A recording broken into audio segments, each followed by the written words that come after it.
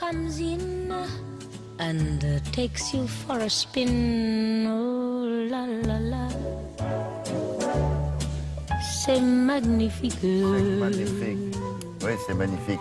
Alors Bernard Buffet, un des peintres français les plus célèbres du XXe siècle. Ah oui, certainement. Oui, hein. Sans aucun doute. Pendant des années, on le citait. Il y avait des reportages très réguliers dans les grands magazines sur ce peintre-là, contemporain. Et puis un jour, le monde de l'art l'a boudé. On ne sait pas pourquoi. Complètement boudé. Il est pas tombé dans l'oubli, parce que Bernard Buffet, on ne peut pas l'oublier, on le trouve encore à l'heure actuelle dans les plus grandes galeries à l'achat. C'est un peintre que l'on connaît, c'est un peintre que l'on apprécie, c'est un peintre qui a été très à la mode dans les années 50, après-guerre, 60, 70, avec une peinture extrêmement puissante. C'est un peintre, c'est quelqu'un qui utilise la matière, qui utilise la couleur et qui, évidemment, plaisait énormément après-guerre, parce que voilà, une peinture pas forcément très gaie, mais qui correspondait à une époque. On sortait de la guerre. Alors oui, c'était une bonne nouvelle, mais en même temps, les gens étaient quand même traumatisés. Donc cette atmosphère un petit peu spéciale, finalement, plaisait au goût de l'époque des années 50. Inédit, on n'avait jamais vu quelqu'un peindre comme ça, en plus. Non, alors il a son style à lui.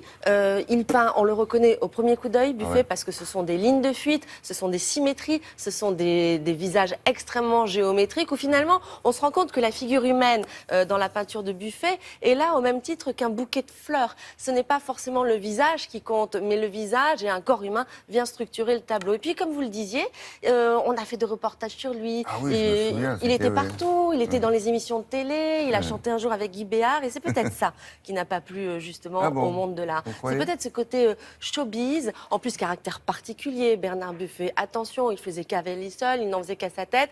Et je pense que le fait justement d'avoir voulu être peut-être trop populaire aux yeux d'un certain public, dans le monde de l'art, ça n'a pas fait, ça n'a pas été de cette époque. Il s'y est fait le monde de l'art aux stars maintenant.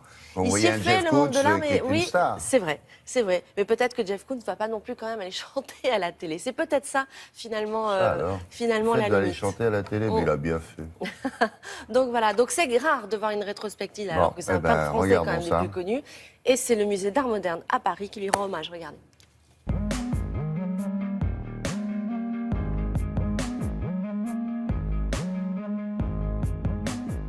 Quand Bernard Buffet commence à peindre, il est très jeune, il a 18-19 ans, et c'est un adolescent qui sort de la guerre, qui sort de l'occupation, qui sort des privations de l'occupation. Et ces peintures qui vont être dans des tonalités sombres, des camailleux en tout cas, de couleurs, des beiges, des gris, qui va représenter des personnages plutôt isolés ou tristes dans leur environnement. Immédiatement, le public va reconnaître en lui un artiste qui vraiment reflète cette époque de l'après-guerre.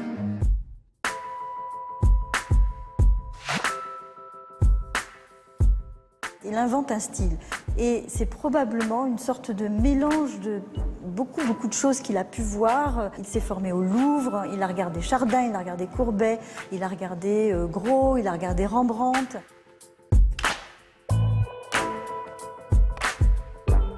Il invente ce style qui est sans ombre, qui est au départ très plat. On verra qu'après la couleur arrive, mais il utilise des couleurs d'une façon très raffinée. Il y a des roses, des bleus. C'est extrêmement étonnant et en effet, c'est inimitable. Il incarne la nouvelle génération. Il fait partie de tous ces jeunes créateurs comme Françoise Sagan pour la littérature, comme Yves Saint Laurent pour la mode, qui vont renouveler justement la création. Il a cet intérêt pour l'humain, qui est une des caractéristiques aussi de cette génération d'après-guerre. Il a eu d'ailleurs des positions assez anti-abstraction, précisément parce qu'il y a cette recherche d'humanité chez beaucoup d'artistes de l'après-guerre. Il y a beaucoup de thèmes qu'on trouve au début et à la fin. Déjà, les natures mortes, on trouve par exemple un revolver au début de l'exposition et on va le retrouver à la fin de l'exposition. Le thème du cirque, qui a été une thématique qu'il a utilisée dans la moitié des années 50 et en 1955, eh bien, on va le retrouver par exemple avec ces clowns des années 90 qui sont beaucoup plus baroques, beaucoup plus colorés. Il y a une sorte de tragédie là, qui se joue un peu burlesque et en même temps tout aussi triste que les clowns de 1955. c'était un fou de peinture, c'était un vrai peintre en fait, qui se revendiquait comme tel, effectivement, qui s'inscrit parmi justement ces peintres de la tradition de la Renaissance, jusqu'au 19e siècle. Il réalise en effet des grandes machines, il se confronte à la peinture d'histoire, à la peinture religieuse, il s'inscrit dans cette tradition-là de la peinture. Il y a ça aussi. Il faut dire qu'on est dans les années 70, 80, quand il est en perte un petit peu de vitesse, ouais. parce que finalement, la peinture, c'est plus à la mode, la peinture en tant que telle. Ça revient aujourd'hui au XXIe siècle. Mais à la fin du XXe siècle, l'art est contemporain, il est conceptuel. On va vers des nouveaux médias. Et du coup, la peinture, la croûte en tant que telle, peut-être que c'est moins à la mode. Alors, il travaillait par thème, on l'a vu, ça. Chaque année, il y avait un nouveau thème, et il y avait plusieurs œuvres sur le même thème. Et puis, je crois que Buffet, c'est les clowns. Ce qui le caractérise sont les natures mortes et les clowns aussi qu'il peint tout au long de sa carrière. Donc, ça va voir au Musée d'Art Moderne de la Ville jusqu'au 27 février.